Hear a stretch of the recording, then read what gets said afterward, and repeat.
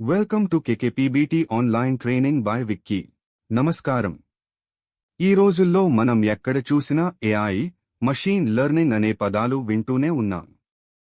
కానీ చాలామందికి ఏఐ అంటే ఏమిటి, మషీన్ లెర్నింగ్ అంటే ఏమిటి, వీటి మధ్య తేడా ఏంటి అని ఒక చిన్న కన్ఫ్యూజన్ ఉంటుంది. ఈ వీడియోలో చాలా సింపుల్గా అర్థమయ్యేలా తెలుసుకుందాం. మొదటగా ఆర్టిఫిషియల్ ఇంటెలిజెన్స్ లేదా ఏఐ అంటే ఏంటో చూద్దాం. ఏఐ అనేది ఒక పెద్ద కాన్సెప్ట్. మనుషుల లాగా ఆలోచించడం, నిర్ణయాలు తీసుకోవడం, సమస్యలను పరిష్కరించడం లాంటి తెలివైన పనులను మెషిన్స్ లేదా కంప్యూటర్స్ చేత చేయించడమే ఏఐ యొక్క ముఖ్య ఉద్దేశం. మరి మషీన్ లెర్నింగ్ లేదా ఎంఎల్ అంటే ఏమిటి? ఎంఎల్ అనేది ఏఐలో ఒక భాగం, అంటే సబ్సెట్. కంప్యూటర్కు ప్రతిదీ డైరెక్ట్గా కోడ్ చేసి చెప్పకుండా, దానికి డేటా ఇచ్చి ఆ డేటా నుండే అది స్వయంగా నేర్చుకునేలా చేయడమే మషీన్ లెర్నింగ్. మనం ఎంత ఎక్కువ డేటా ఇస్తే అది అంత బాగా నేర్చుకుంటుంది.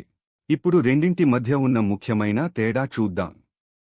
ట్రెడిషనల్ ఏఐలో డెవలపర్లు కొన్ని ఫిక్స్డ్ రూల్స్ లేదా లాజిక్ ని ముందే కోడ్ చేస్తారు. కానీ మషీన్ లెర్నింగ్లో ముందే నియమాలు రాయరు. డేటాని పరిశీలించి ప్యాటర్న్స్ ని కనిపెట్టి కాలక్రమేణా తనంతట తానే ఇంప్రూవ్ అవుతుంది. ఇక్కడ మీరు గుర్తుంచుకోవాల్సిన ఒక ఇంపార్టెంట్ పాయింట్ ఉంది. All machine learning is AI, but not all AI is machine learning. అంటే ప్రతి మషీన్ లెర్నింగ్ సిస్టమ్ ఏఐ క్రిందకే వస్తుంది, కానీ అన్ని ఏఐ సిస్టమ్స్ మషీన్ లెర్నింగ్ కావు. రూల్ బేస్డ్ ఎక్స్పర్ట్ సిస్టమ్స్ వంటి పాత ఏఐలలో నేర్చుకునే ప్రాసెస్ ఉండదు. దీనికి ఒక రియల్ వరల్డ్ ఎగ్జాంపుల్ చూద్దాం.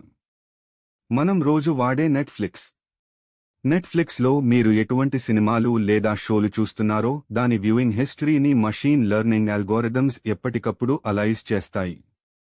మీ టేస్ట్కి తగ్గట్టుగా కొత్త షోలను రికమెండేషన్ రూపంలో చూపిస్తాయి. మొత్తంగా చెప్పాలంటే ఏఐ అనేది తెలివైన మెషిన్స్ తయారుచేసే ఒక పెద్ద కాన్సెప్ట్.